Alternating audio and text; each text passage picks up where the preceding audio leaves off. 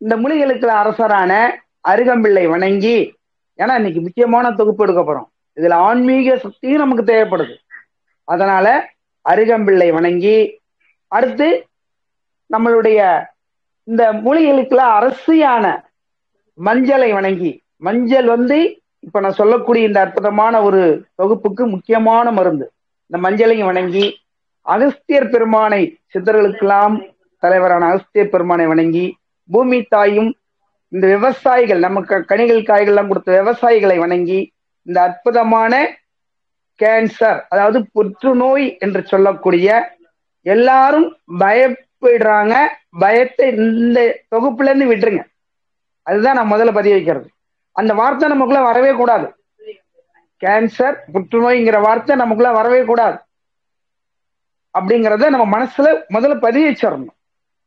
அதுதான் முக்கியம். அப்ப அதுக்கு என்ன சார் வழின்னா, அதுக்கு தேவையான முறையான என்னென்ன உணவு முறைகள் அப்படிங்கிறத பத்தி தான் இந்த வகுப்பு நம்ம உங்களுக்கு கொடுக்க போறோம். அதுதான் இந்த வகுப்பை தொடர்ந்து பாருங்க. ஏன்னா பார்த்தாதான் நான் ஏன் இப்படி சொல்லக்கூடாதுங்கிறத சொன்னேன் அப்படிங்கிறது உங்களுக்கு எல்லாமே புரியும். அதுதான் நான் முக்கியமா உங்கள்கிட்ட அன்பு வேண்டுகோள். இப்ப அதுக்கு முன்னாடி என்னென்ன இதுக்கு மூலிகை பழங்கள் மூலிகைகள் வேணுங்கிறத நான் எக்ஸ்பிளைன் பண்ணிடுவேன். அதையும் இப்ப நான் சொல்லிடுறேன். பாத்தீங்கன்னா இது பப்பாளி, எல்லாத்துக்குமே தெரியும், முக்கியமான மருந்து இந்த பப்பாளி. அடுத்து பாத்தீங்கன்னா இது மாதுளம் பிஞ்சு, மாதுளம் பழமும் எடுத்துக்கலாம், மாதுளம் பிஞ்சு. அடுத்து பாத்தீங்கன்னா இது சீத்தா, சீத்தா பிஞ்சு இருக்கு, சீத்தா பழம் இருக்கு. இதுலயே 2 சீத்தா இருக்கு, ராமர் சீத்தா இருக்கு, சாதாரண முள்ளு சீத்தா இருக்கு, 2 சீத்தா. அப்புறம் பாத்தீங்கன்னா இது ரொம்ப அற்புதமானது பீட்ரூட், பீட்ரூட் நல்லா பாத்துங்க. அப்புறம் பாத்தீங்கன்னா நம்ம சொல்லக்கூடிய நெல்லிக்காய், இது எல்லாத்துக்குமே தெரியும் நெல்லிக்காய். அப்புறம் இதுக்கெல்லாம் முக்கியமான மருந்து இந்த நித்திய கல்யாணி. இங்க பாருங்களேன், இது ஒரு வயலட் கலர்ல பூ இருக்கும், இது நித்திய கல்யாணின்னு சொல்லுவாங்க. இது எல்லா பக்கமுமே அந்த விதை உழுற பக்கம்லாம் நிறைய முளைச்சிருக்கும், இது நித்திய கல்யாணி. நித்திய கல்யாணி இந்த. அடுத்து பாத்தீங்கன்னா இது கேரட், உங்களுக்கு எல்லாமே தெரியும் இந்த கேரட். அப்புறம் இது உலர் திராட்சை, இது சாதா திராட்சை, நம்ம நேச்சுரல் திராட்சையும் இயற்கையானதை எடுத்துக்கலாம்.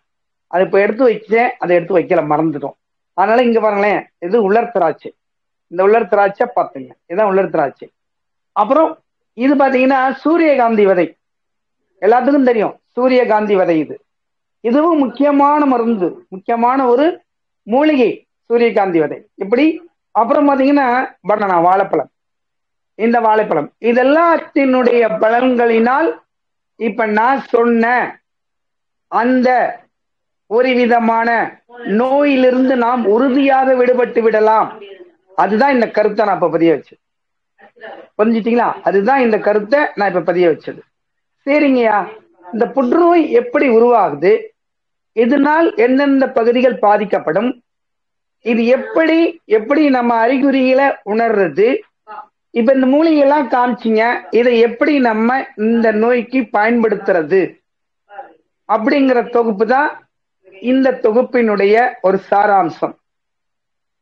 அப்ப இந்த தொகுப்பினுடைய ஒரு அற்புதமான ஒரு காட்சியை நாம் இப்ப பார்க்க போறோம். அதாவது இந்த கேன்சர் சொல்லக்கூடிய, புற்றுநோய் சொல்லக்கூடிய ஒரு அற்புதமான நோயை உறுதியாக குணப்படுத்த முடியும் மூலிகைகளை வைத்து அப்படிங்கிறது தான் நான் இந்த வகுப்புல சொல்லக்கூடிய ஒரு உண்மையான மந்திரம் கூட சொல்லலாம். சரிங்க, அப்ப பார்க்கும்போது இந்த புற்றுநோய் எப்படி வரும் அப்படின்னு பாத்தீங்கன்னா, இப்ப பாத்தீங்கன்னா இது வால்நட், நல்லா பாருங்க வால்நட். இது பாத்தீங்கன்னா கிளை கிளையா அடிச்சிருக்கு பாத்தீங்களா, கிளை கிளையா இப்படி பாத்தீங்கன்னா ஒரு மாதிரி கிளை கிளை கிளை கிளையா அடிச்சிருக்கும்.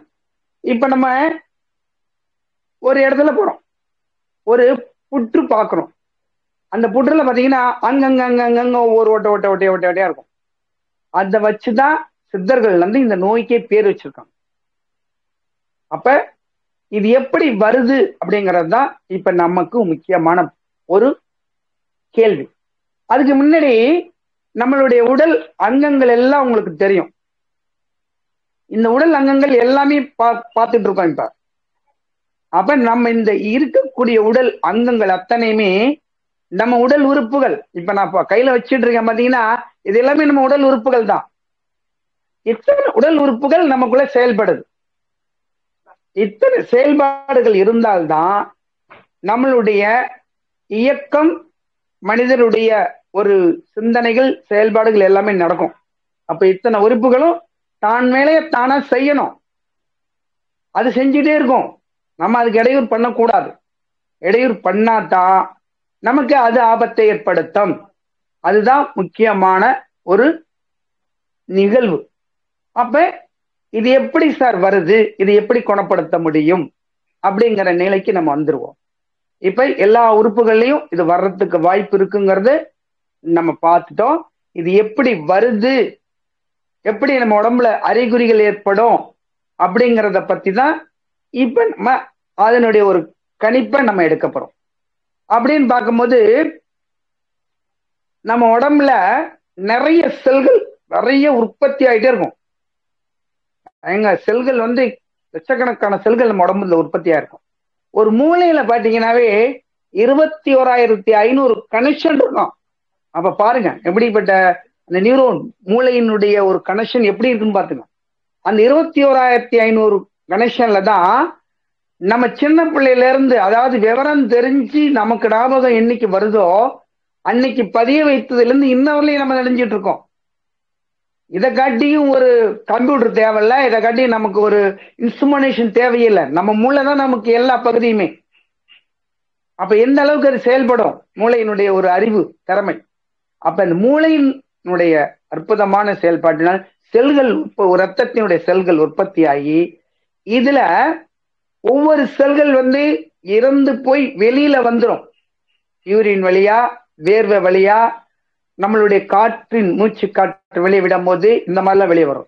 இப்படி வரக்கூடிய செல்கள்ல கிரானிக்னு சொல்லக்கூடியது, அதாவது அதிக நாள் அந்த செல்கள் அங்க தங்கி இருந்துச்சுன்னா, அந்த கிருமிகள் தங்கி இருந்துச்சுன்னா இதுவை கெட்ட செல்கள் நல்ல செல்களோட சேர்ந்துரும். அந்த நல்ல செல்களோட சேர்ந்துச்சுன்னா எப்படி ஒரு நல்ல மனிதர்கள், ஒரு 10 பேர் கெட்ட மனிதர்கள் இருக்கும்போது நல்ல மனிதர்கள் அந்த இடத்துல போகும்போது அவர்கள் எப்படி மாறுவாங்களோ அப்படியே நல்ல மனிதர்கள் அங்க மாறிடுவாங்க. அந்த நல்ல செல்களும் அங்க மாறிடும். அப்ப மாறும்போதுதான் அங்க ஒரு வைரஸ், அதாவது ஒரு இன்ஃபெக்ஷன் ஆகுது. இப்ப புரிஞ்சுக்கிட்டோமா? அப்படிதான் இது வந்து ரொம்ப ஈஸியா கண்டுபிடிச்சிட முடியாது. ஒரு சில பரிசோதனைகள் மூலமா கண்டுபிடிக்கலாம், ஒரு சில நம்மளுடைய உணர்வு பூர்வமான செயல்பாட்டினால் கண்டுபிடிக்கலாம். அப்படிதான். இப்ப எது எப்படி வருங்கிறத நம்ம பார்த்துட்டு அப்புறம் எப்படி கண்டுபிடிக்கலாங்கிறத நம்ம பார்த்துக்குவோம். இது எப்படியெல்லாம் வரும் இப்ப நான் எப்படின்னு சொல்லிட்டேன். அந்த இறந்து போன செல்கள் வந்து நல்ல செல்களோட சேரும்போது அங்கே ஒரு தீய கிருமிகள் அதிகமாகும் போதுதான் அங்கே அந்த நோய் அறிகுறிகள் தென்பட வாய்ப்பு இருக்கிறது.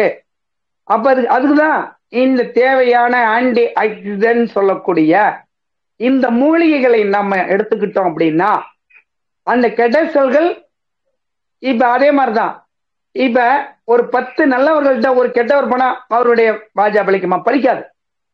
அப்படிதான் இந்த 10 நல்லவர்களை நம்ம உடலுக்குள்ள சேர்க்கும் போது அந்த தீயவர் ஒருத்தர் என்ன பண்ணுவாரு, நம்மளோட ஓடி போயிடுவார். அப்படிதான் அந்த செல் ஓடி போயிடும். அப்படிதான் நம்ம அதை எடுத்துக்கணும். இப்ப எப்படி எல்லாம் யாருக்கெல்லாம் இது பாதிக்கும் அப்படிங்கிறத ஒரு முன்னோட்டமா பார்த்துட்டு அதுக்கு அறிகுறிகள் என்னங்கிறதையும் நம்ம பார்ப்போம். புரியுதுங்களா? இது யாருக்கு அதிகமா இந்த மாதிரி செல்களால பாதிக்கப்படும் கேட்டீங்கன்னா, நிறைய பேர் வந்து முதல் எடுத்துக்கிட்டீங்கன்னா புயலை தான், டுபாக்கோ புயலை தான். அந்த புயலினால் கண்டிப்பாக உறுதியாக நம்ம உடல்ல அந்த செல்லினுடைய தாக்கம் அதிகரிக்கும். அந்த புயலை என்ன பண்றாங்க, நிறைய பேர் இங்க வச்சுக்கிறாங்க. அப்ப இங்க இடத்துல வைக்கும் போது என்ன ஆகும், அது உரசி உரசி உரசி உரசி உரசி பல ஆண்டுகள் ஆச்சுன்னா அந்த கிருமி தாக்கி இந்த இடத்துல வீக்கம் வரும். அது முதல் அறிகுறி. மறுத்து போயிடும். அந்த இடம் திரும்ப அவங்க வைக்கும் போது தெரியவே தெரியாது. மறுத்து போய் இன்னைக்கு மறுத்து போற தன்மை வந்துருச்சோ அன்னைக்கே அவங்களுக்கு அந்த நோய் ஆரம்பிக்குதுன்னு அர்த்தம். புரிஞ்சுக்கிட்டோமா? மறுத்து போற தன்மை ஏற்பட்டுச்சுன்னா. அப்புறம் ஒரு சில பேருக்கு சொத்தை பல் இருக்கும். அப்புறம் ஒரு சில பேர் பல் உரசி உரசி உரசி உரசிக்கிட்டே இருப்பாங்க. அப்ப இந்த உரசி உரசி அந்த பல்லு சொத்த பல்லானாலும் அவங்களுக்கு இது மாதிரி ஒரு வைரஸ் தாக்கிறதுக்கு வாய்ப்புகள் இருக்கு. அதனாலதான் ஒரு வருஷத்துக்கு ஒருக்க பல்ல கிளீன் பண்ணி உங்களுடைய டென்டல் டாக்டர்கிட்ட போய் கிளீன் பண்ணி அதை பார்த்துங்க. இல்லைன்னா நான் சொன்ன ஒரு வகுப்புல சொல்லியிருக்கேன், மூலிகை பல்படியை போட்டு விளக்குங்க, எந்த விதமான தாக்கமும் வராது அப்படின்னு சொல்லி. அடுத்து பாத்தீங்கன்னா டிப்ரெஷன், மன அழுத்தத்தினாலும் இந்த வைரஸ் நம்மளை தாக்கலாம். சதா அவங்க பாட்டுக்கு உட்கார்ந்தே இருப்பாங்க, எதுவுமே பேசாம, ஒரே இரிட்டேஷனா இருப்பாங்க. என்ன சொல்றோம்னு அவங்களுக்கே தெரியாது, என்ன பேசுறோம்னு தெரியாது. இது மாதிரி இருக்கிறவங்களுக்கும் 100ல் ஒரு 5 பேத்துக்கு வர்றதுக்கு வாய்ப்பு இருக்கு, இல்லைன்னு சொல்ல முடியாது. காரணம், அவங்களுடைய உணவு பழக்க வழக்கங்கள் மாறுபடுவதனால், அவங்களுடைய செயல்பாடுகள் மாறுபடுவதனால் வர்றதுக்கு வாய்ப்பு உண்டு. அதுக்கப்புறம் பாத்தீங்கன்னா எல்லாத்துக்குமே தெரியும், இப்ப படித்தவங்கள்ல இருந்து கிராமத்துக்காரவங்கள்ல இருந்து எல்லாருமே ஸ்மோக்கிங் ஸ்டைலா ஆரம்பிச்சிடுறாங்க. அதனால விளைவுகள் என்னங்கிறது அதிலேயே பதிய வச்சிருப்பாங்க, அதை படிக்க மாட்டாங்க. புகையினால் புற்றுநோய் வரும் போட்டிருப்பாங்க, அழகா போட்டிருப்பாங்க. ஆனா அது தெரியாது அவங்களுக்கு கண்ணுக்கு.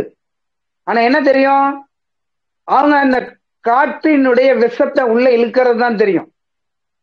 ஏன் அப்படி இழுக்கணும், அதுல என்ன, அப்படி அந்த பழக்கத்தை மாறணும்னா தியானத்துல உட்காருங்க, இல்லைன்னா திரும்ப திரும்ப சொல்லிக்கிட்டே இருங்க, எனக்கு இந்த பழக்கம் ஓடி போயிடணும், இந்த பழக்கம் ஓடி போயிடணும், இந்த பழக்கம் ஓடி போயிடணும், மனதுல பதிய வச்சுக்கிட்டு சொல்லிக்கிட்டே இருந்தோம்னா தானா அது ஓடி போயிடும்.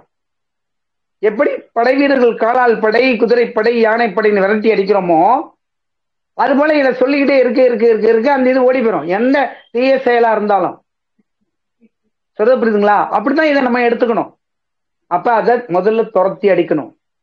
நம்ம ஸ்மோக்கிங் பண்றதுனால நிறைய வருதுங்கிறது ரிசர்ச்ல ஆராய்ச்சி பண்ணி கண்டுபிடிச்சிட்டாங்க. அடுத்து பாத்தீங்கன்னா ஆல்கஹால். இப்ப அது ஜெனரல்ல நம்ம வாட்டர் வாங்குறோம்ல கடையில, ஒரு தண்ணி தாகம் எடுக்குது, வாட்டர் பாட்டில் வாங்குறோம், வாட்டர் பாக்கெட் வாங்குறோம், அந்த மாதிரி இப்ப எல்லாரும் அது பழகிட்டாங்க போல இருக்கு. என்ன காரணமோ தெரியல, கலியுக காலமே என்னமோ தெரியல. ஆனா அதனாலதான் லிவர் பாதிக்கப்படுது, சிறுகுடல் பாதிக்கப்படுது. எந்த இடத்துல இது போய் அழுத்தி அழுத்தி கிரானிக் ஆகுதோ அந்த இடத்துல வீக்கம் ஏற்படும். அந்த இடத்துல வீக்கம் ஏற்பட்டுச்சுன்னா ஜீரண மண்டல கோளாறு வரும், மலச்சிக்கல் வரும், வாந்தி வரும், வயிறு மகோதரமாகும். அந்த காலத்துல மகோதரம்னாவே சொல்லுவாங்க, அந்த காலத்துல தெரியாம சொல்றது, அந்த கேன்சர் வந்து மகோதரம், வயிறு பெருசாயிடும். ட்ரிங்க் ஓவரா அடிச்சுட்டு இருக்கவங்க எல்லாம் பாருங்களேன், ஒரு சில பேருக்கு வயிறு பெருசா அப்படி ஆயிடும். மகோதரம் வயிறு மட்டும் இவ்வளவு பெருசு, ஏன்னா கல்லீரல்ல வீக்கம், அந்த கல்லீரல் வீக்கம் கேன்சரா மாறிடும். இப்படிலாம் வந்தா குணப்படுத்த முடியறது ரொம்ப கஷ்டம். அப்புறம் சிறுநீரகம். சிறுநீரகத்துல நம்ம என்ன பண்றோம், இன்னும் ஒரு 1/2 மணி நேரம் கழிச்சு போய்க்கலாம், இன்னொரு 1 மணி நேரம் ஆகட்டும், நம்ம இந்த வேலையெல்லாம் முடிச்சுட்டு கொஞ்சம் போய்க்கலாம், அதை கண்ட்ரோல் பண்ணி வைக்க கூடாது. அது வைக்க என்ன ஆகும், அந்த அழுத்தம், சிறுநீரகத்துக்கு அழுத்தம் ஏற்படும். அப்ப அங்க ஸ்டோனும் ஏற்படும்.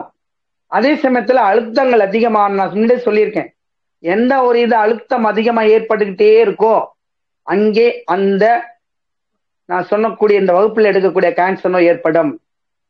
தொடர்ந்து பல ஆண்டுகள், பல மாதங்கள். திடீர்னு நம்ம கண்டுபிடிக்கணும்னா ரொம்ப கஷ்டம். அது அறிகுறிகளுக்கு அப்புறம் தான் கண்டுபிடிக்க முடியும். அப்புறம் இது பொதுவானது. இப்ப பெண்கள் எடுத்துக்கிட்டீங்கன்னா அவங்களுடைய பொதுவாகவே எல்லாமே அந்த மார்பக பகுதி அதிகமா கேன்சர் வருதுங்கிறாங்க, அப்புறம் கருப்பை கேன்சர் வருதுங்கிறாங்க. இதெல்லாம் வந்து ஏன் அப்படின்னு கேட்டீங்கன்னா, இந்த பாருங்களேன், பெண்களுக்கு உகந்த இந்த மருந்து அவங்க பயன்படுத்தாத ஒரு காரணம் தான். இதை பயன்படுத்தணும், இது நிறைய பயன்படுத்தணும், இதுல அவ்வளவு விஷயங்கள் இருக்கு. ஆனா என்ன பண்ணணும், இது மாதிரி ஒரு மஞ்சளை வாங்கிட்டு வந்து நம்மளே மிஷின்ல கொடுத்து அரைச்சி எடுத்துக்கணும். அதுலதான் புனிதமானது இந்த மஞ்சளினுடைய ஒரு மகத்துவம். இது அந்த நோயை போக்கக்கூடிய சக்தி அதுல இருக்கு. ஆண்கள் யாரும் மஞ்சள் அதிகமா போட மாட்டாங்க. பெண்கள் தான் அதிகமா போடுறாங்க. ஏன்? அவங்களுக்கு ஈஸியா வரக்கூடிய இந்த நோய்களை, அதாவது அவங்களுக்கு அறியாமலே ஒரு சின்ன கட்டிகள் வரலாம். அப்ப இத நம்ம என்ன பயன்படுத்திட்டோம்னா, ஸ்நானம் பண்ணும் போது இதை அதிகமாக பயன்படுத்தினோம்னா பயப்பட வேண்டிய அவசியமே கிடையாது.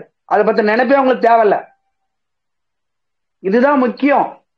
இதுக்கு மிஞ்சிய மருந்து அந்த மருந்து எதுவுமே கிடையாது. அப்படியாப்பட்ட ஒரு மகத்துவமான ஒரு மஞ்சள் தான் இந்த நோயை முழுமையாக குணப்படுத்தக்கூடிய சக்தி இதுக்கு உண்டு. அதான் நான் இப்ப சொன்னேன். எப்படி சார் இதை குணப்படுத்த முடியும் அப்படின்னு ஒரு வார்த்தை சொன்ன பார்த்தீங்களா? அதுக்கு இதான் மருந்து, இந்த மஞ்சள் தான். அப்ப அதிகமா பயன்படுத்தினால்தான் அந்த எண்ணமே நமக்கு வராது. மஞ்சளை பயன்படுத்தும் போது புரியுதுங்களா? மேல்புறம் போட்டுக்கலாம், தப்பே கிடையாது.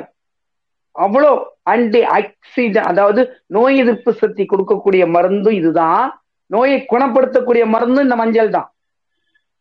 அதனாலதான் இது பெண்களுக்குன்னு தனிப்பட்ட முறையில இந்த மஞ்சளுடைய மகத்துவத்தை அவங்களுக்கு உணர்த்தி வச்சிருக்காங்க சித்தர்கள் இருந்து. இயற்கை மூலிகை மருந்துகள் இது பேசணும்னு வச்சுங்களேன். இந்த மஞ்சளை பத்தி இந்த வகுப்பே பத்தாது. அப்படி ஒரு மருத்துவ குணம் உள்ளது இந்த மஞ்சள். அப்ப அவங்க நிறைய பயன்படுத்திட்டாங்கன்னா இந்த மஞ்சள் எந்தவித பிரச்சனையும் வராது. எந்தவித இதுக்கு அதாவது அந்த நோயின்ற நினைப்பே நமக்குள்ள வராது. நான் மஞ்சள் பயன்படுத்துறேன், பியூர் மஞ்சள், கஸ்தூரி மஞ்சள்ல இருந்து விரலி மஞ்சள்ல இருந்து நான் நேச்சுரலா வாங்கி வந்து அரைச்சு பயன்படுத்துறேன். எனக்கு அதெல்லாம் தெரியாது. அது அப்படிங்கிற ஒரு எண்ணம் எனக்கு இல்லை. அப்படி தன் அறியாமலே மறந்துடும். அப்ப அந்த மஞ்சளுக்கு அவ்வளவு மகத்துவம் உண்டு. அப்புறம் இந்த கரு பையில இருந்து அதிகமா ஒரு சில பேர்த்துக்கு அந்த வாய்ப்புகள் உண்டு. கரு பை வாய்ப்பகுதியில ஒரு சில பேர்த்துக்கு சின்ன வயசுக்கார பிள்ளைங்களுக்கு கூட சின்ன சின்ன ஒரு கட்டிகள் இருக்கு அப்படின்னு, இது ஏன் கட்டிகள் இருக்குன்னு பயப்படுவாங்க. அது பயப்பட வேண்டிய அவசியமே கிடையாது. அது கரு பையில சின்னதா இருக்கக்கூடிய கட்டி வந்து புற்றுநோய் கட்டி கிடையாது. உடனே பயந்துருவாங்க. இன்னும் எனக்கு கல்யாணமே ஆகல, அதுக்குள்ள கருப்பையில சின்னதா ஒரு கட்டி இருக்குன்னு டாக்டர் வந்து சொல்றாங்க, இது எப்படி ரிமூவ் பண்ண சொல்றாங்க அப்படிங்கிற மாதிரி சொல்றாங்க. அது பயப்பட வேண்டிய அவசியமே கிடையாது. அது வராது. அந்த நேரத்துல எல்லாம் உங்களுக்கு சின்ன வயசுலயோ ஒரு 50 வயசுக்கு கிட்ட வர்றதுக்கு வாய்ப்பே கிடையாது. மெனோபாஸ் நின்னதுக்கு அப்புறம் தான் நம்ம பயப்படணும் ஒழிய அது வரையும் பயப்பட வேண்டிய அவசியமே கிடையாது. அதுக்குதான் அந்த மருந்து மஞ்சள்.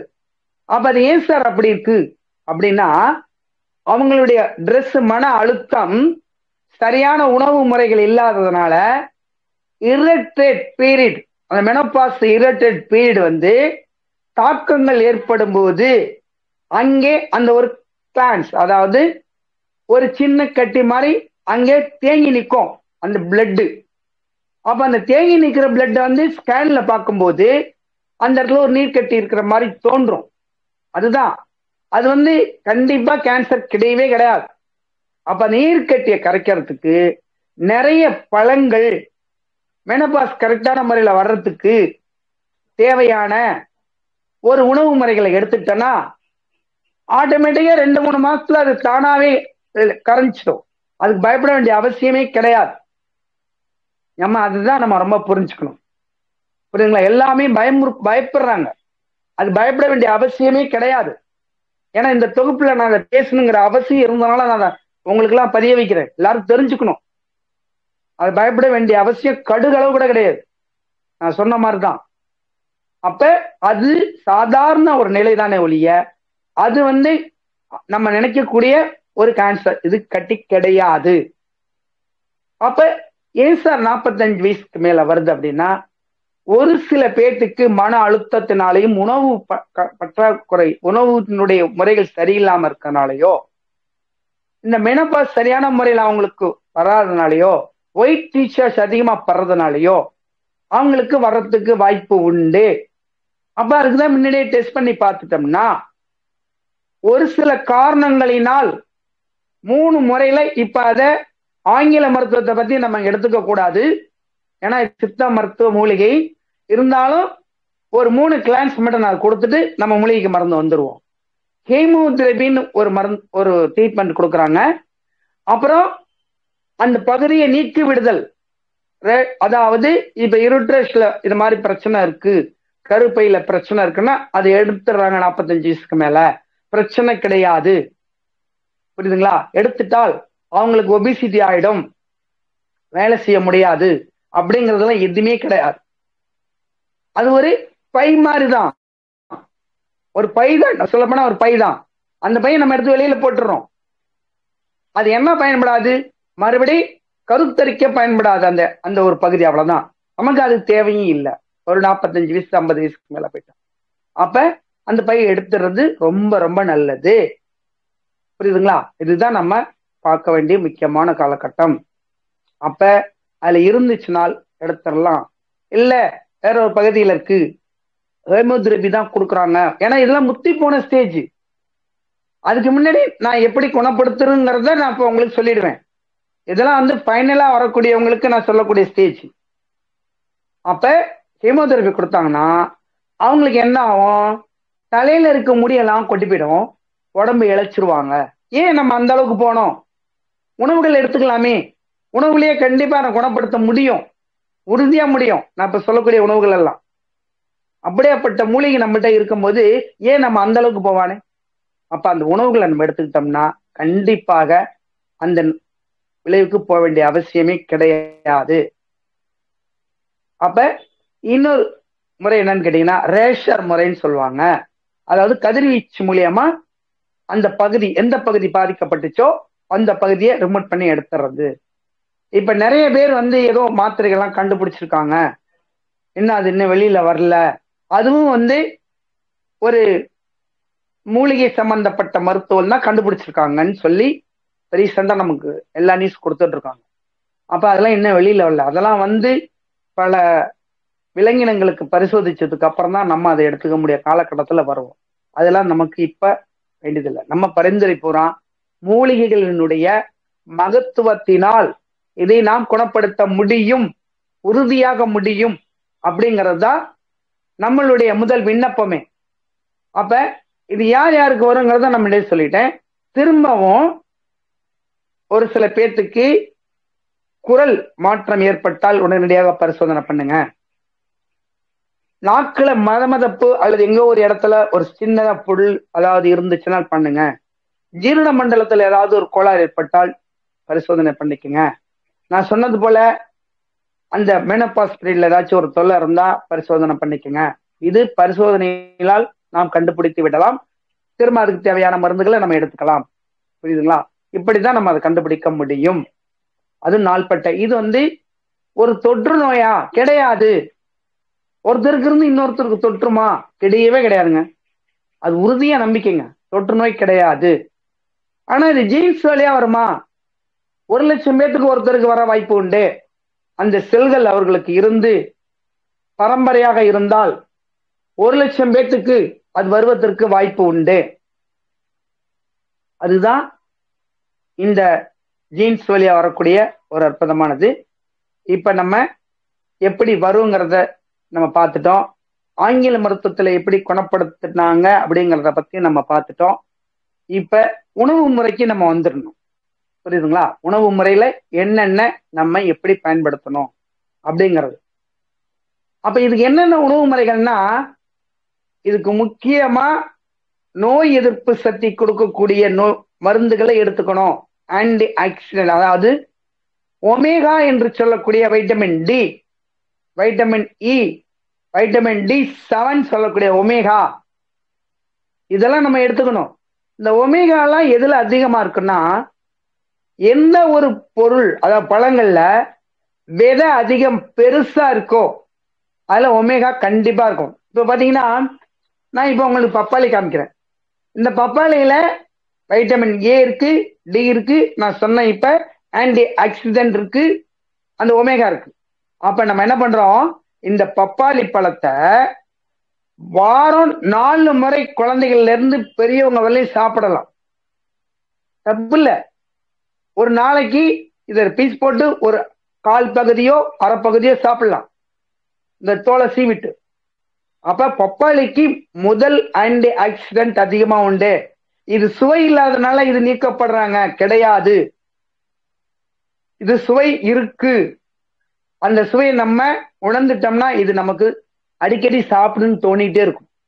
பப்பாளியில அவ்வளோ, அதனாலதான் பப்பாய் வைட்டமின் அதிகமா உள்ளது பப்பாய். இது பால் சத்துள்ளது, சொல்லப்படுதுங்களா? அப்படியாப்பட்ட ஒரு அற்புதமானது இந்த பப்பாயி. ஒரு ஆன்டி ஆக்சிடென்ட் கொடுக்கக்கூடிய ஒரு உன்னதமான மூலிகை மருத்துவம் இது.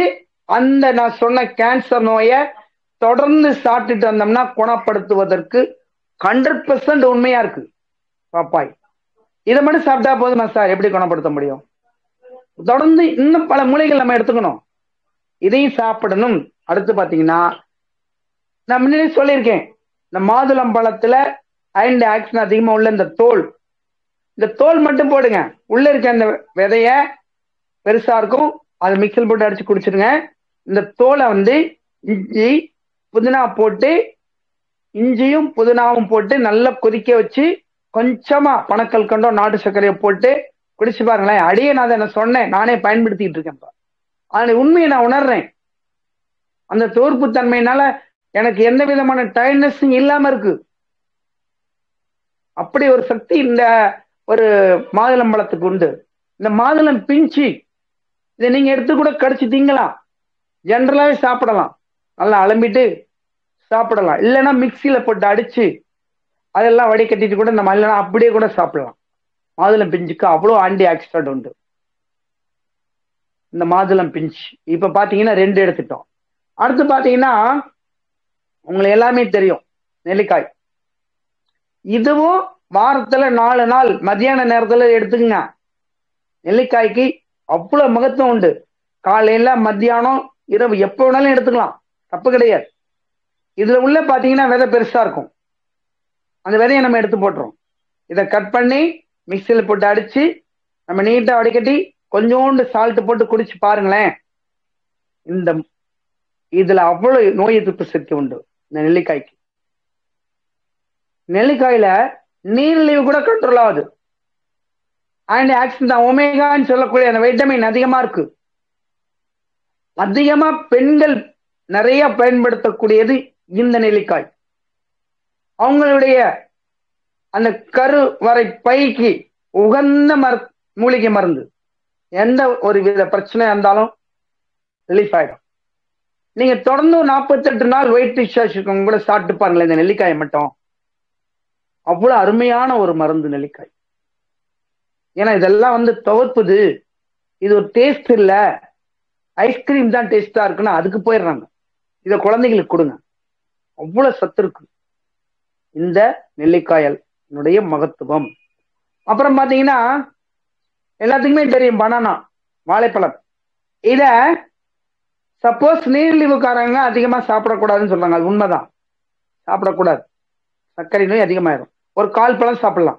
ஆனால் அதே அவங்க என்ன பண்ணலாம், இந்த தோலை உரிச்சிட்டு இந்த தோல் மேல ஒரு அப்படியே பார்த்தீங்கன்னா ஒரு பழங்கள், இப்ப பச்சைலாடன் வாழைப்பழம்னு ஒண்ணு இருக்கும், அதை உரிச்சு பார்த்தீங்கன்னா மேல அந்த தோலினுடைய இது இருக்கும். அதை எடுத்து சாப்பிட்டோம்னா அதுல அவ்வளவு வைட்டமின் இருக்கு. நிறைய பேர் அது தெரிஞ்சவங்க அதான் சாப்பிடுவாங்க. அந்த தோலுக்கு உள்ள இருக்கக்கூடிய அந்த ஒரு மாதிரி உரிச்சா வரும், அந்த இதை சாப்பிட்டோம்னு வச்சுக்கோங்களேன், அதுலயும் ஆன்டி ஆக்சிடென்ட் அதிகமா இருக்கு. அது நீரிழிவுக்காரங்க சாப்பிடலாம். அதுலயும் இது வர்றதுக்கு முன்னாடியே நம்ம அட்வான்ஸா சாப்பிட்டோம்னா அவ்வளவு சக்தி உண்டு. அந்த தோலுக்குள்ள இருக்கக்கூடிய அந்த ஒரு விதமான அந்த தோலை உரிச்சா வரும், அதை சாப்பிடலாம். எப்படி இளநீல நம்ம சீவிட்டு அந்த மேல இருக்கக்கூடிய துவர்ப்பான பகுதியை நம்ம சாப்பிட்றோமோ அது போலதான் இதுவும். இதை எடுத்துட்டு அந்த துவர்ப்பான உள்ள இருக்கக்கூடிய தோல்ல எடுத்து நம்ம சாப்பிட்டோம்னா அவ்வளோ சக்தி இதுக்கு உண்டு. புரியுதுங்களா? இது வந்து அற்புதமானது. ஒரு அந்த உள்ள இருக்கக்கூடிய தோல்ல எடுத்து சாப்பிட்றது ரொம்ப ரொம்ப ஆக்சுவலா அதுலயும் வைட்டமின் அதிகமா இருக்கு. பனானாவிலேயே நிறைய வைட்டமின் இருக்கு, நல்லா தெரியும். ஆனா ஏன் அது நீரிழிவுக்கார நோய்களுக்கு பெரும்பாலும் அது பயன்படுத்தக்கூடாதுங்கிறதுனாலதான் அதை நம்ம விட்டமினை அவங்களை பயன்படுத்தணும். மீதி எல்லாருமே பயன்படுத்தலாம். எனக்கு நீரிழிவு நோய் இல்லை, நான் சின்ன பிள்ளையா தான் இருக்கேன், எனக்கு 30 வயசு தான், அது சாப்பிடலாமா? தாராளமா சாப்பிடுங்க. உள்ள ஒரு நாளைக்கு 2 பழம் சாப்பிடுங்க, அவ்வளவு வைட்டமின் இருக்கு. இப்ப பாத்தீங்கன்னா பனானா பவுடர் வந்திருக்கு, அது பாருங்க, அது இயற்கையா பவுடரா கொண்டு வந்து நமக்கு தராங்க. ஏன்? நமக்கு இயற்கையா கிடைக்கும் போது அந்த பவுடர் நம்ம ஏன் பண்ணணும்? குழந்தைகளுக்கு பனானா பவுடரு அப்படிலாம் கொடுக்குறாங்க. அதனால கெமிக்கல் வராம வராது. ஏன்னா அது கெட்டு போறது இருக்கிறதுக்கு கெமிக்கல் கண்டிப்பா மிக்ஸ் பண்ணுவாங்க. அப்ப நம்ம நேச்சுரலா எடுத்துக்கலாம்ல. அப்ப பனானா ஒரு ஆன்டி ஆக்சிடென்ட்டும் ஒமேகா சொல்லக்கூடிய அந்த ஒரு எதிர்ப்பு சக்தியை கொடுக்கக்கூடியது. பனானா 2 சாப்பிடலாம். அது இரவு நேரங்களில் சாப்பிட்டோம்னா மழை பிரச்சனை வராது. அந்த காலத்துல எல்லாம் அப்படிதான். வாழைப்பழம் இல்லாத வீடே இருக்காது. எங்கேயோ இருந்தாலும் வாங்கிட்டு வந்துருவாங்க. 2 வாழைப்பழம், ஒரு வாழைப்பழம் சாப்பிட்டு படுப்பாங்க. அப்படிதான் அந்த வாழைப்பழம்.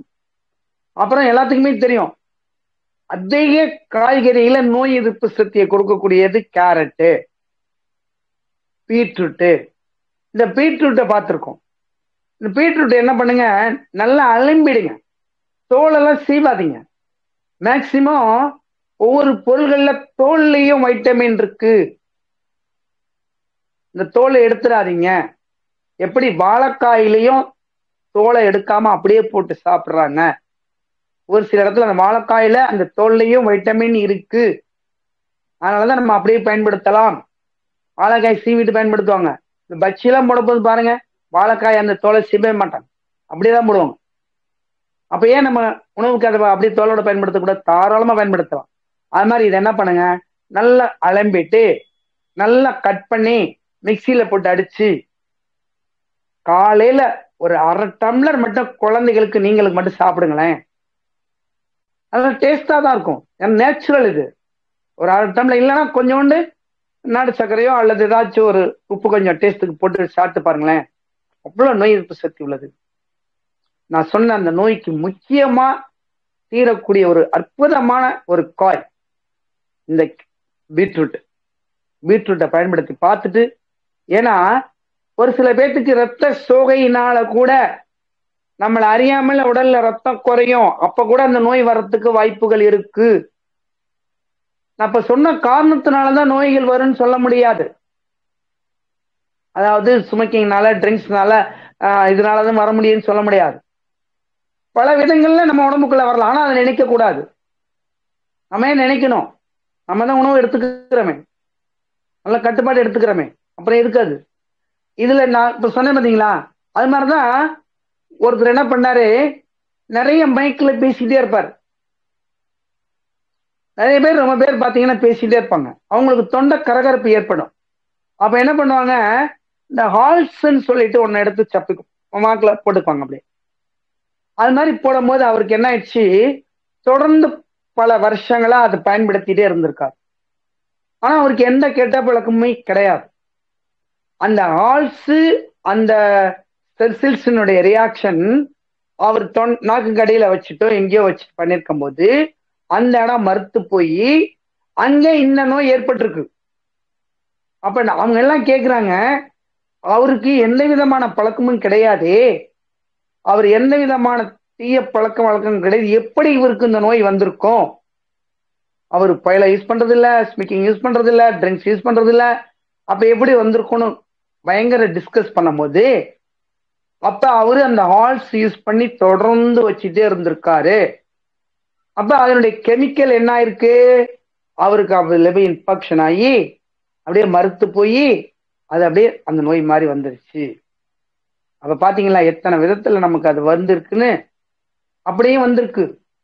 அப்ப தொடர்ந்து ஒரு பொருளை நம்ம பயன்படுத்தும் போது அங்கே அந்த மறுத்து போற தன்மையோ உணர்வற்ற தன்மையோ வந்துச்சுன்னா கண்டிப்பாக உடனடியாக நாம் ஒரு பரிசோதனை பண்ணிக்கணும், இல்லைன்னா உணவு முறைக்கு வந்துடணும். அப்புறம் பாத்தீங்கன்னா எல்லாத்துக்குமே தெரியும், நான் கூட எடுத்து வைக்கலான்னு நினைச்சேன், வச்சுட்டாங்க எங்க வீட்டுல. நான் கொஞ்சம் வெளியில போயிட்டு சீக்கிரம் வந்து எல்லாத்தையும் எடுத்து வைமா அப்படின்னு சொல்லிட்டு இருந்தேன். அவங்க எடுத்து வச்சாங்களா இருந்தாலும் எடுத்து வச்சுட்டாங்க. ரொம்ப அற்புதமான திராட்சை இது. இது பாத்தீங்கன்னா உள்ள பெருசா இருக்கும். இந்த தோலெல்லாம் எடுத்து வடிகட்டிடாதீங்க. இதை அப்படியே நல்லா கழுவிட்டு மிக்சியில போட்டு, அதாவது இந்த இதை மட்டும் எடுத்துருங்க, இதை மட்டும் எடுத்துட்டு அப்படியே போட்டு மிக்சியில போட்டு அடிச்சு காலையில மத்தியானம் ஒரு 1/2 டம்ளர் இந்த கிரேப் ஜூஸ் சாப்பிடுங்களேன். இது என்ன சார் புளிப்பா இருக்கு, இது எப்படி சார் நம்ம இது அப்படின்னு ரொம்ப பேர் அதை வேணாங்கிறாங்க. அந்த புளிப்புத்தன்மை இருக்கிறது தாங்க நமக்கு நிறைய வைட்டமினே அதிகமா இருக்கு. அதை நம்ம உணர்ந்துக்கணும். வைட்டமின் அதிகமா டி, ஏ, பி இருக்குன்னா புளிப்புத்தன்மை எதுல இருக்கோ அதுல இருக்கு, அந்த பழங்கள்ல இருக்கு. ஆரஞ்சில் இருக்கு, இப்ப இந்த மாதுளம் இந்த திராட்சையில இருக்கு. அப்ப இந்த திராட்சை என்ன பண்றோம், மிக்சியில போட்டு அடிச்சு நம்ம அப்படி இந்த விதைகளோட குடிச்சிடணும், தோலோட குடிச்சிடணும். தோல்லாம் ஜீரணமாகுமா சார்? அப்படியே வந்துடுறதா? கண்டிப்பா ஜீரணமாகும். ஜீரணமாகாத ஒரே பொருள் என்ன தெரியுங்களா? வெந்தயத்தை நாம் அப்படியே முழுங்கினால்தான் அது ஜீரணமாக வெளியே வந்துடும். அது பவுடர் பண்ணியோ அல்லது மிக்சியில போட்டு அடிச்சு ஜூஸாவோ குடிச்சிட்டோம்னா ஜீரணமாயிடும். வெந்தயம் மட்டும்தான் ஜீரணமாகாது. வெந்தயம் எப்படி சாப்பிட்றோமோ ஆனா எந்த பாதிப்புமே இருக்காது, தானாக வந்துவிடும்.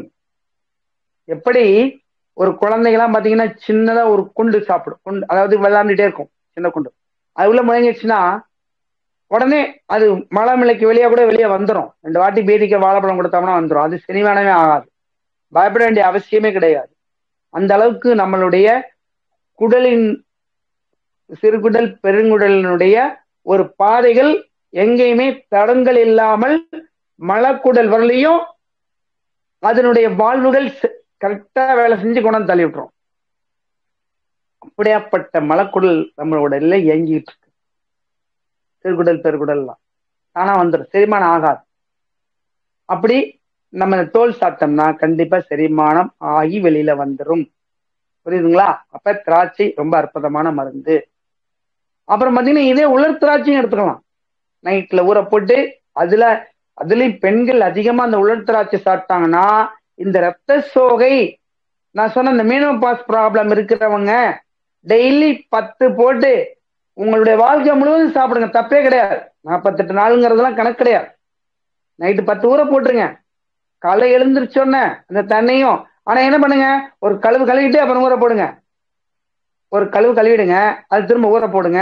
ஊற போட்டு அந்த நீரை அந்த திராட்சையோட நீங்க அப்படியே சாப்பிட்ருங்க. எந்த நோயுமே உங்களுக்கு வராதுங்க. இந்த மெனோபாஸ் பிரச்சனை இருக்கவே இருக்காது.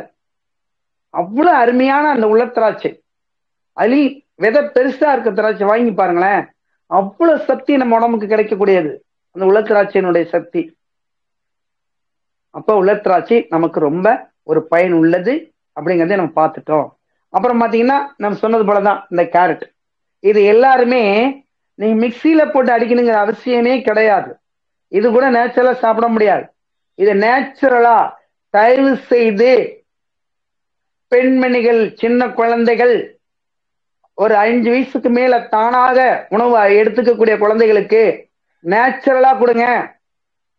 இயற்கையா ஒரு நாளைக்கு 1 இல்ல 2 கொடுங்க. இதுல ஜீரண மண்டலத்தினுடைய பகுதி நன்றாக வேலை செய்யும். அதை விட முக்கியமா நான் சொன்ன அந்த கருப்பையினுடைய ஒரு அம்சமான ஒரு தகுதி அற்புதமா கிடைக்கும். மகப்பேருக்கான தகுதி, மெனோபாஸ் பிரச்சனை இல்லாம எல்லாமே இந்த கேரட் 1ல கிடைக்குது. நம்ம நினைக்கிறோம் அந்த கேரட் இதெல்லாம் ஏன் பயன்படுத்திக்கிறோம், இதுக்கு ஒண்ணுமே சத்து இல்லைன்னு. இதுல அவ்வளவு ஆன்டி ஆக்சிடென்ட் உண்டு. வைட்டமின் டி இருக்கு, 3 இருக்கு, B12 இருக்கு, போலிக் ஆசிட் இருக்கு. இது எல்லாமே இந்த கேரட்ல இருக்கு. இந்த கேரட்ல அவ்வளவு வைட்டமின் இருக்கு. அப்ப இந்த கேரட்டுக்கு அவ்வளவு மகத்துவம் உண்டு. நேச்சுரலா எடுத்துக்க சொல்லுங்க, அதுதான் முக்கியம். சும்மா மென்னு சாப்பிட சொல்லுங்க, தப்பே கிடையாது. ஆனா சுகர் பேஷண்ட் அதிகமா எடுத்துக்க கூடாது. சின்ன குழந்தைகளுக்கு கொடுங்க. 5 வயசுக்கு மேல ஆச்சுனாவே காய்கறி வாங்க போறீங்களா, ஒரு 1/2 கிலோ கேரட் வாங்கி வந்து போட்டுருங்க. டெய்லி ஒண்ணு மறந்துடாம எடுத்து கொடுங்க. ஸ்கூலுக்கு போகும்போது ஸ்நாக்ஸ் மாதிரி கொடுங்க.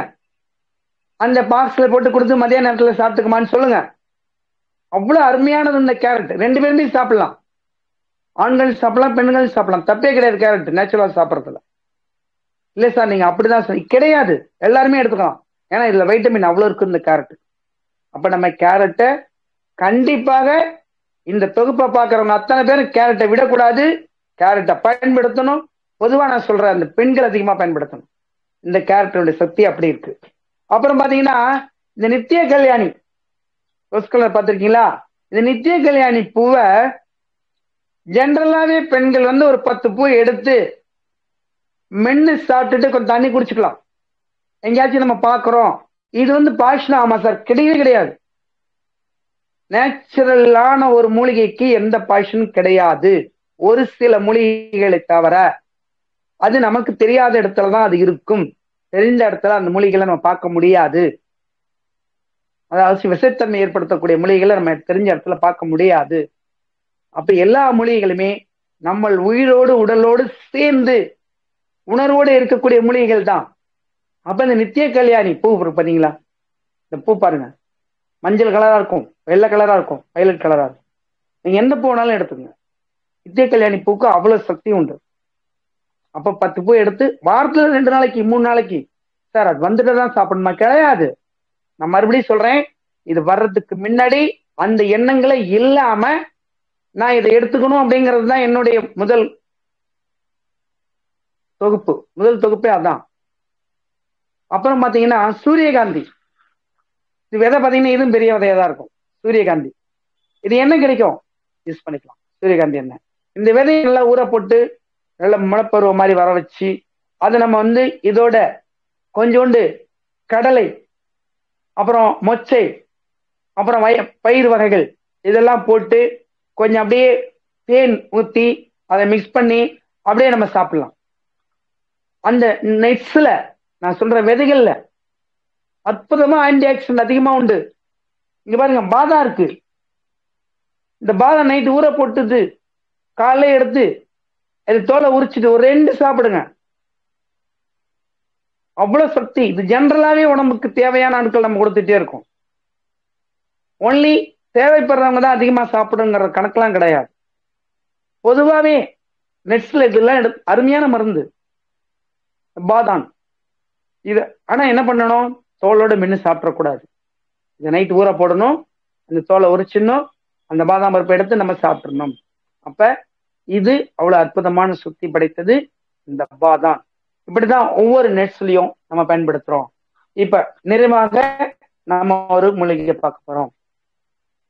முன்னாடியே நான் எல்லாத்துக்கும் சொல்லிட்டேன், இந்த மஞ்சள் உணவுல ஆண்களுக்கு பயன்படுத்துறோம். மேல் பூச்சாக பெண்கள் அனைவரும் பயன்படுத்தலாம். எந்த பாகுபாடும் இதுக்கு கிடையாது. இது ஒரு கிருமி நாசினி. நம் உடலுக்குள் இருக்கக்கூடிய கிருமிகளை போக்கக்கூடிய ஒரு நாசினின்னு சொல்லக்கூடியது கிருமி நாசினி இந்த மஞ்சளை வாங்கிட்டு ஒரு 1 கிலோ 1/2 கிலோ வாங்கிட்டு வாங்க, கடையில கொடுங்க. மஞ்சள் அரைக்கிற கடையில கொடுத்து வாங்கிட்டு அரைச்சி வீட்டுல வச்சுங்க. ஸ்நானம் பண்ணும்போது எல்லாம் இதை பயன்படுத்துங்க. கண்டிப்பா மஞ்சளுடைய மகத்துவம் வேற எதுலையுமே நம்ம பார்க்க முடியாது. ஜீரண மண்டலம் வேலை செய்யும், நம்மளுடைய இந்த செல்கள் எல்லாம் தூக்கி அரிச்சிட்டு போயிடும். அப்படியாப்பட்ட ஒரு சக்தி படைத்தது தான் இந்த மஞ்சள். அப்ப இந்த மஞ்சளுடைய ஒரு அற்புதமான குணத்தை முன்னாடி சொல்லியிருக்கேன், இப்பயும் நான் மறுபடியும் சொல்லிட்டேன். இந்த மஞ்சள் இப்ப நம்ம இப்படிதான் ஒவ்வொன்றையும் நம்ம பார்த்துட்டு இருக்கோம், புரியுதுங்களா? இப்ப அடுத்து பாத்தீங்கன்னா தோல்ல கூட கிரானிக் ஆயிடுச்சுன்னா ஒரு செப்பல் போட்டுக்கிட்டே இருக்கும், ஷூ போட்டுக்கிட்டே இருக்கும். அந்த ஷூவை தொடர்ந்து கண்டினியூவா போட்டு அந்த இடத்துல ஒரு மறுத்து போச்சுன்னா இந்த நோய் வர்றதுக்கு வாய்ப்பு உண்டு, புரியுதுங்களா? இப்படிதான் அப்புறம் இந்த நோய் வந்துச்சுன்னா காய்ச்சல் வரும் தான். அதுக்கு தேவையான மருந்துகளை நம்ம எடுத்துக்கிட்டோம்னா கண்டிப்பா இது சரியாயிடும். அப்புறம் இப்ப இன்னொரு சித்த மருத்துவ மூலிகைகளுக்கு நம்ம வர்றோம். இது பெரும்பாலும் இப்ப எங்க பயன்படுத்துறாங்க என்னங்கிறதுல இருந்தாலும் அடியில் இந்த தொகுப்புல காய்கறிகளை பயன்படுத்தினதோட இந்த சித்தர்களுடைய ரகசியத்தையும் நான் பயன்படுத்தக்கூடிய சூழ்நிலையில தான் நான் சொல்றேன். எங்க பார்த்தாலும் புற்று இருக்கும். அந்த புத்துல பாத்தீங்கன்னா ஒரு வெள்ளையாக கண்கள் இருக்கும். அதுக்கு என்ன தெரியுங்களா, கரையான் கூடு மாதிரி இருக்கும். அத சித்தர்கள் பூக்கொழுந்துன்னு சொல்லுவாங்க. சித்தர்கள் என்ன பண்ணுவாங்க, பூக்கொழுந்துன்னு சொல்லுவாங்க. அதை எடுத்துட்டு நல்லா காய வச்சு பால்ல அரைச்சு அதை என்ன பண்ணணும், தேன்ல நல்லா பால்ல அரைச்சு திரும்ப நல்லா காய வச்சுக்கணும். அரைச்சிட்டு அதை எடுத்துட்டு பால்ல அரைச்சு காய வச்சுட்டு தேன், அதாவது நம்ம புத்து தேன் தான் பார்க்க முடியாது, நல்ல பியூர் தேன் எடுத்து அதை நம்ம குழைச்சி சாப்பிட்டுட்டு வந்தோம்னா இது ஆரம்ப நிலையில இருக்கு சார் அப்படின்னா கூட கண்டிப்பா அதை குணப்படுத்துறதுக்கு 100க்கு 100 குணமாகும். ஏன்னா முன்னாடியே சொல்லியிருக்கேன், அந்த ஒரு தாக்கம் எப்படி விதாந்திருக்கோ அந்த மாதிரிதான் நம்ம உடல்ல அந்த செல்களுடைய தாக்கம் இருக்கும். அப்ப நம்ம எப்படி கண்ணாடியில இருக்கோம், வைரத்துல இருக்கிறோமோ அது போல அந்த இடத்துல இருக்கக்கூடிய நான் சொன்ன இப்ப பூ கொழுந்து அந்த நுரமான் அதாவது கரையான் புத்துல அந்த மாதிரி வெள்ளை வெள்ளையா இருக்கும். அது நிறைய பக்கம் இருக்கு, நானே பார்த்துருக்கேன். அதை எடுத்துட்டு வந்து பாலில் நல்லா அரைச்சி கொஞ்சம் காய வச்சு எடுத்து ஒரு கழுவிடணும். பாலில் அரைச்சி தேன்ல குழைச்சி சாப்பிட்டோம்னா ஆரம்ப நிலையிலேயே அது நமக்கு குணமாகிவிடும். இது சித்தர்கள் நமக்கு கூறி வச்ச ஒரு அற்புதமான ரகசியம். அப்புறம் பாத்தீங்கன்னா நெல்லிக்காய், நான் தான் நெல்லிக்காயை பத்தி நிறைய சொல்லிட்டேன். அப்புறம் பாத்தீங்கன்னா முள் சங்குன்னு ஒரு இலை இருக்கு, முள் சங்கு. அந்த முள் சங்கு இலையை வந்து அது நம்ம ஈஸியா பறிச்சிட முடியாது. அதுவும் நிறைய பகுதி காட்டு பகுதியெல்லாம் நிறைய இருக்கும். அது அங்க இருக்க பெரியவங்களா கேட்டாங்கன்னு சொல்லுவாங்க. அந்த முள் சங்கு இலையை பறிக்க போகும்போது பேசாம போகணும், பேசக்கூடாது. இந்த முள் சங்கு இலையை பிச்சுட்டு வரும்போது அந்த பிக்கிற இடத்துல ஒரு இலையை போட்டுடணும். திரும்ப வரும்போது நடுப்பகுதியில ஒரு இலையை போட்டுடணும்.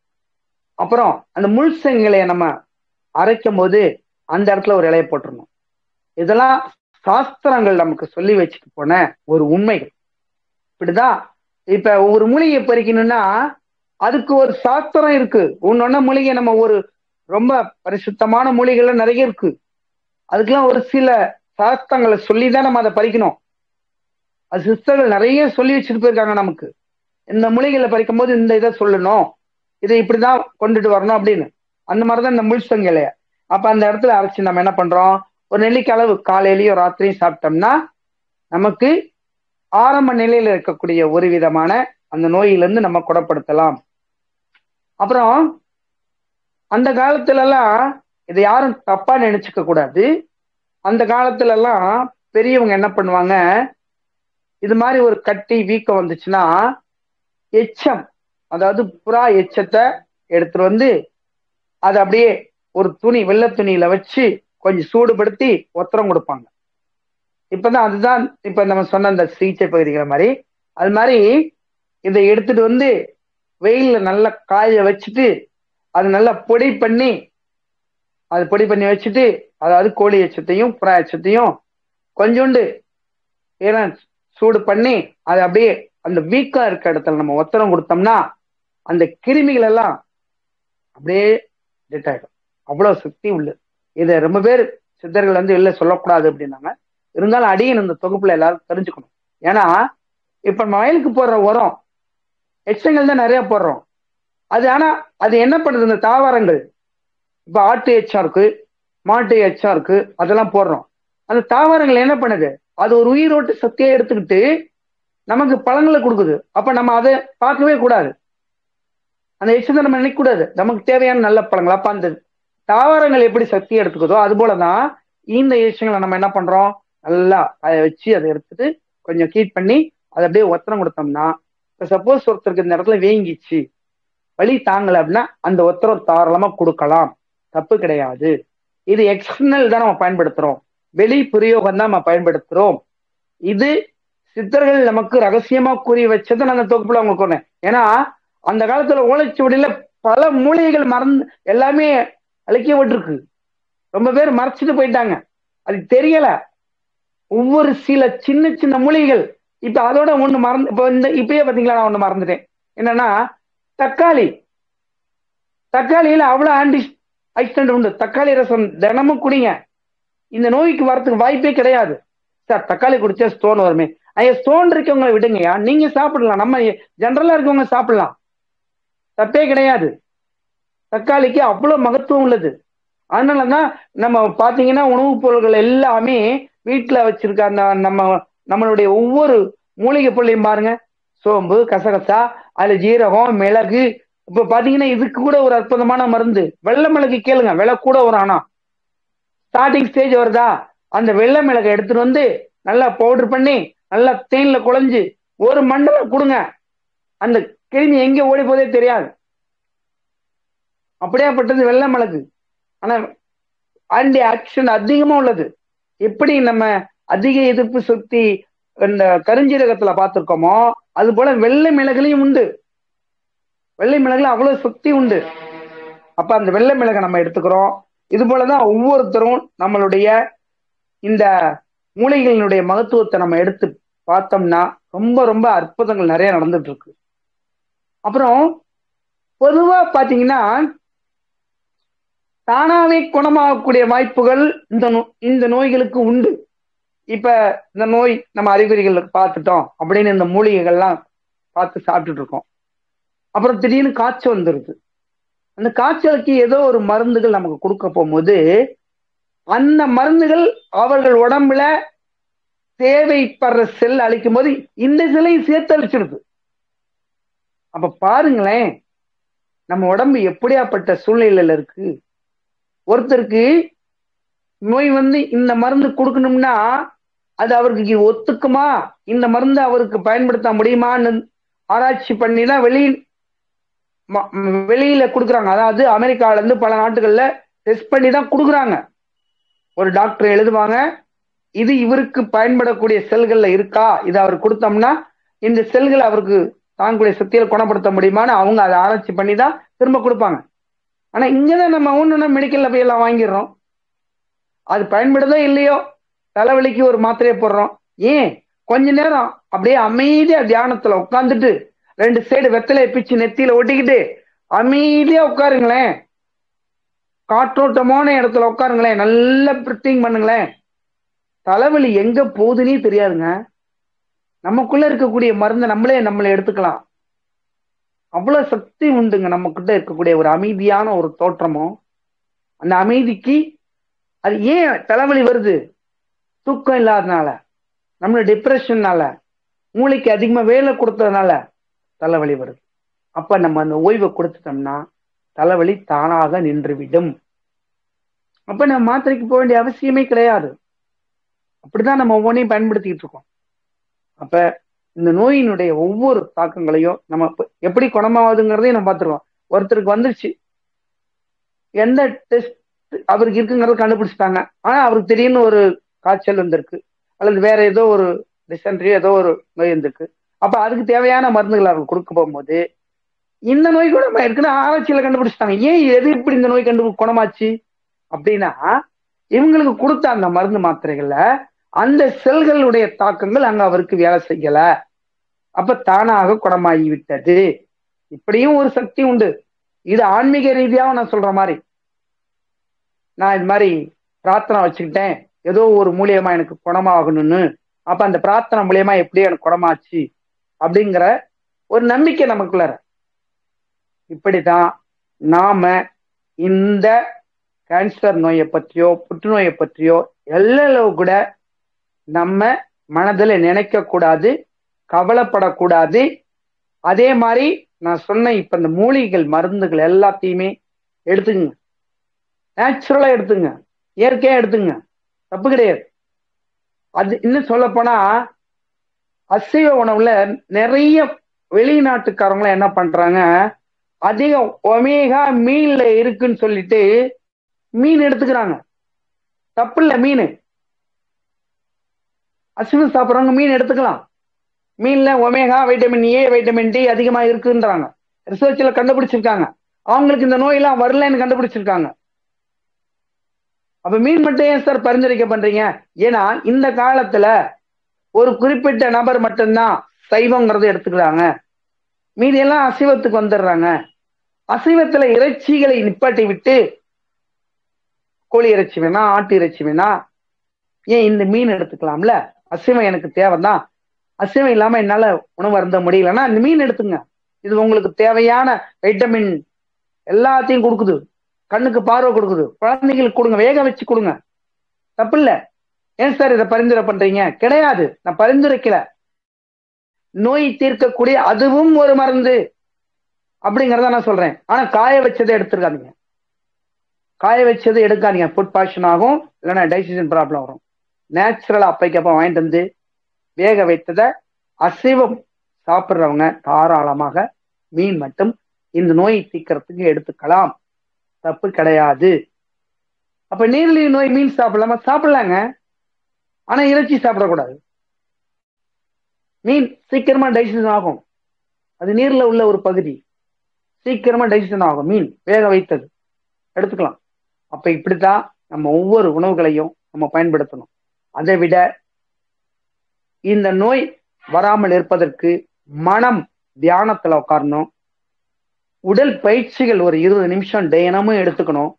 உங்களுக்கு தெரிஞ்ச பயிற்சி எடுத்துங்க. நான் எத்தனையோ யோகா யூடியூப்ல போட்டீங்கன்னா நிறைய யோகா பயிற்சி வந்துட்டு இருக்கு. உங்களுக்கு எளிமையா எது தெரியுமோ அதையும் எடுத்துக்கோங்க. பயிற்சிகள் அவசியம் தேவை. ஏன் பயிற்சிகள் தேவைன்னா, இப்ப இரவு முழுவதும் நம்ம தூங்குறோம். தூங்கிட்டு காலை எழுந்துச்சுன்னா நம்ம ரெஸ்ட் ரூம்லாம் போயிட்டு வந்து ஒரு 10 நிமிஷம் அதே பெட்ல படுத்து கூட இந்த கை ரெண்டையும் இப்படி ப்ரெஸ் பண்ணுங்க, கால் ரெண்டையும் இப்படி பண்ணுங்க, அப்புறம் அப்படியே ரொட்டேட் பண்ணுங்க. அப்புறம் சைக்கிள் ஓட்டுற மாதிரி அந்த காலை நல்லா ப்ரெஸ் பண்ணி சைக்கிள் ஓட்டுங்க, கையை அந்த மாதிரி ஓட்டுங்க. ஒரு 10 நிமிஷம் செஞ்சுட்டு வாக்கிங் போங்க. உங்க வீட்டுக்குள்ளார 8 மாதிரி போட்டுங்க, 8ல ஒரு கோடு போட்டு அப்படியே 8 மாதிரி வாக்கிங் போங்க. இதெல்லாம் இந்த நோய் வராதா இருக்கிறதுக்கு ஒரு மருந்துகள் கூட சொல்லுவேன். இதெல்லாம் நீங்க இந்த வாக்கிங் பண்றது, நான் சொன்ன மாதிரி இந்த கை கால் பிரஸ் பண்றதெல்லாம் எடுத்துக்கிட்டோம்னா கூட கண்டிப்பாக இப்ப நான் சொன்ன இந்த வகுப்பினுடைய நோயிலிருந்து நம்ம கண்டிப்பா விடுபடலாம். ஏன்னா நம்ம சுரபிகள் எல்லாம் நல்ல வேலை செய்யும் போது செல்கள் ஆக்டிவிட்டா இருக்கும், நல்ல செல்கள் ஆக்டிவிட்டா இருக்கும். ஒயிட் பிளட் செல், நல்ல வெள்ளை அணுக்கள் நல்ல ஆக்டிவிட்டா இருக்கும். அப்ப நோய் எதிர்ப்பு சக்தியை தானா அங்க ஏற்படுத்தி கொடுத்துக்கும். அப்ப தீய செல்ல அழிச்சிரும், உடம்புல இருந்து வேர்வை வெளியேறும். அப்ப நமக்கு நல்ல பசி எடுக்கும், ஜீரண மண்டலம் நல்ல வேலை செய்யும், உடல் உறுப்புகளுடைய சுரபிகள் நல்ல வேலை செய்யும். அப்ப இத்தனையும் இந்த ஒரு சின்ன பயிற்சிகள் இருக்குன்னா பாத்துக்கங்களேன். அதுலயும் வைட்டமின் டி நம்ம உடம்புக்கு தேவைப்படுது, எடுத்துக்கோ. சூரிய ஒளியில இருந்து எடுத்துக்கோ, சுவாச காற்றுல இருந்து நம்ம உடம்பை எடுத்துக்கோ. அப்ப நம்ம இந்த பயிற்சி பண்ண என்ன, ஒரு 5 நிமிஷம் 10 நிமிஷம் 20 நிமிஷம் தியானத்துல உட்காந்து இந்த பயிற்சி எல்லாம் முடிச்சுட்டு கூட தியானத்துல உட்காந்துக்கலாம். அல்ல தியானத்துல உட்கார்ந்துட்டு கூட நம்ம எடுத்துக்கலாம். தியானத்துல உட்காரும் போது என்ன பண்ணணும், நம்ம பாட்டுக்கு உட்கார்ந்துட்டு இருக்க கூடாது. நம்ம என்ன பண்ணணும், மன அமைதியோட நம்ம மனசுக்குள்ளே சொல்லிக்கலாம். ஓம் சாந்தி சாந்தி சாந்தின்னு சொல்லிட்டே இருக்கலாம். அல்லது உங்களுக்கு ரொம்ப டிப்ரெஷன் அந்த இடத்துல ஆகுதா, 5 வார்த்தை மட்டும் சொல்லுங்க போதும். அமைதி, பொறுமை, நிதானம், மௌனம், சாந்தம் சொல்லிக்கிட்டே இருங்க தியானத்துல உட்கார்ந்துட்டு இருக்கும்போது. அமைதி, பொறுமை, நிதானம், மௌனம், சாந்தம். நீங்க எவ்வளவு பெரிய கோபக்காரர் இருந்தா கூட சரி, உங்களுக்குள்ள தீராத பிரச்சனைகள் இருந்தா கூட சரி, இந்த ஒரு மௌனத்துல உட்கார்ந்துக்கிட்டு எப்பவுமே சதா இதை சொல்லி பார்த்துட்டே இருங்களேன். அடியே நான் அதுல நல்லா பயனடைஞ்சிருக்கேன். வாகனத்துல போயிட்டு இருக்கும் போது ஏதோ ஒரு சில இடையூறுகள் டிப்ரெஷன் ஆயிடுச்சுன்னா அந்த இடத்துல பேச முடியாது சூழ்நிலை வரும்போது நானே சொல்லிக்குவேன். மௌனம், அமைதி, நிதானம், மௌனம், சாந்தம் சொல்லிட்டே போவேன். அப்ப எங்களோட ஒரு ரிலாக்ஸ் ஆகி அந்த கோபம் குறைஞ்சி அமைதியா வண்டி ஓட்டக்கூடிய சூழ்நிலை கூட வந்திருக்கும். வீட்லயும் அந்த மாதிரிலாம் பயன்படுத்தியிருக்கேன். அந்த உண்மையை நான் உங்கள்கிட்ட இப்ப பகிர்ந்துக்கிறேன். அப்ப இது மாதிரிலாம் நம்ம மன அழுத்தங்களிலிருந்து வெளிப்பட்டாலும் இந்த நோயை நாம் தவிர்க்கலாம்.